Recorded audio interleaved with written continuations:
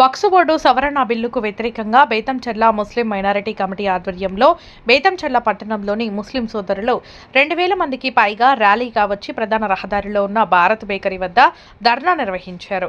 ఈ సందర్భంగా మండల కాజీ నూర్ అహ్మద్ మాట్లాడుతూ భారతదేశం అనేది అన్ని మతాలకు నిలయమని, ఇలాంటి భారతదేశంలో అందరూ సమానంగా ఉండే హక్కు ఉందని, స్వాతంత్ర్యం రాకముందే వక్ఫ్ బోర్డు ఏర్పాటు చేశారని, ముస్లింల అభిప్రాయం తెలుసుకోకుండా సొంతంగా వక్ఫ్ బిల్లును ఆమోదించి ముస్లింల మనోభావాలను దెబ్బతీశారని ఆవేదన వ్యక్తం చేశారు. స్వాతంత్ర్యం కోసం ముస్లింలు సైతం ఆనాడు పోరాడి ప్రాణత్యాగం చేశారని గుర్తు చేశారు. కేంద్ర ప్రభుత్వం ముస్లింలను తప్పుదారి పట్టించే విధంగా దర్గాలకు, మసీదులకు ఉన్న స్థలాలను ఆక్రమించుకునే యోచనతో వక్ఫ్ బోర్డు సవరణ బిల్లును తీసుకువచ్చిందని, దీనిని ముక్తకంఠంగా వ్యతిరేకిస్తున్నామని, కేంద్ర ప్రభుత్వం స్పందించి వెంటనే బిల్లును వెనక్కు తీసుకోవాలని డిమాండ్ చేశారు. లేదంటే పెద్ద ఎత్తున ముస్లిం సోదరులు ధర్నా కార్యక్రమాలు నిర్వహిస్తామని కేంద్ర ప్రభుత్వాన్ని హెచ్చరించారు. ఈ కార్యక్రమంలో బేతంచెర్ల ముస్లిం మైనారిటీ కమిటీ అధ్యక్షుడు ఖాజా హుస్సేన్, సభ్యులు సలాం వలీ బాషా, సద్దాం షేక్షా వలీ, సిఐటియు నాయకులు ఎల్లయ్య, మధు, శేఖర్, ముస్లిం సోదరులు పెద్ద సంఖ్యలో పాల్గొన్నారు.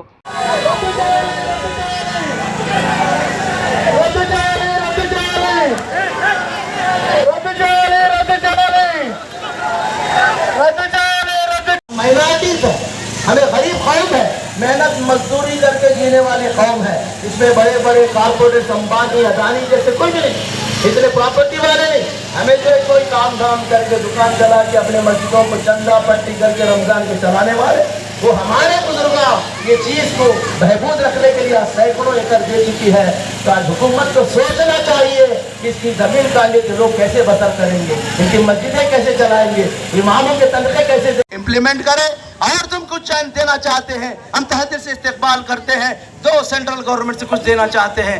गरीब मुसलमानों को दो, तुम जगह देना चाहते दो, उनको रिजर्वेशन में जगह दो, और उनको डेवलपमेंट करना चाहते हैं. इज्जत का काम करो.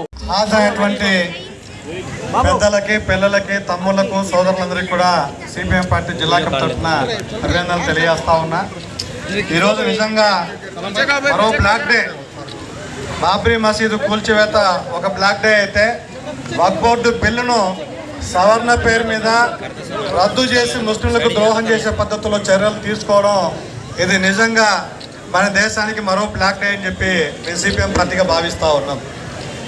ఈరోజు వక్ఫ్ బోర్డు ఏర్పాటు చేసేటువంటి లక్ష్యము ఈ దేశంలో బడుగు బలహీన వర్గాలుగా ఉన్నటువంటి, అత్యధిక మంది పేదలుగా ఉన్నటువంటి, బిలో పావర్టీ లైన్కి కింద ఉన్నటువంటి పేద ముస్లిమ్స్ ఉన్నారు కాబట్టి వాళ్ళ అభివృద్ధి కోసం నాడు పెద్దలు వక్ఫ్ బోర్డు ఏర్పాటు చేయడం జరిగింది.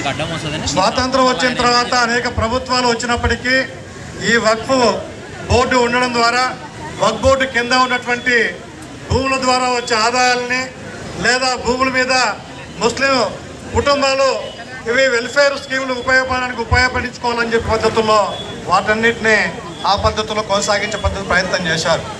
అయితే ఈరోజు దేశంలో బీజేపీ ప్రభుత్వం వచ్చిన తర్వాత ఈ దేశంలో ఉన్నటువంటి ముస్లిం మైనార్టీలను తీవ్ర ఇబ్బందులు గురి చేసే పద్ధతుల్లో ఈరోజు బీజేపీ గత 11.5 సంవత్సరాలుగా ప్రభుత్వ పనితీరు మనం గమనిస్తే అర్థమవుతా ఉంది. మొన్నటికి మొన్న సిఏఏ పేరు మీద ఈ దేశంలో పౌర చట్టాన్ని తీసుకొచ్చి ఈరోజు భారతదేశంలో హిందువులు వేరు, ముస్లింలు వేరు అని పౌర చట్టం తీసుకొచ్చి విభజించే ప్రయత్నం చేశారు. కానీ మేము హిందువులైనా ముస్లింలైనా మేమంతా భారతీయులమే, మేము భారతీయులమని చెప్పి జాతీయ జెండా ఎగరవేసి సిఏఏకి వ్యతిరేకంగా మనం పెద్ద ఎత్తున ఉద్యమించాం. కాబట్టి సిఐఏని, ఎన్ఆర్సీని మనం తాత్కాలికంగా వెనక్కి నెట్టేటువంటి చరిత్ర భారతదేశంలో ఉంది. భారతదేశం లౌకిక రాజ్యం.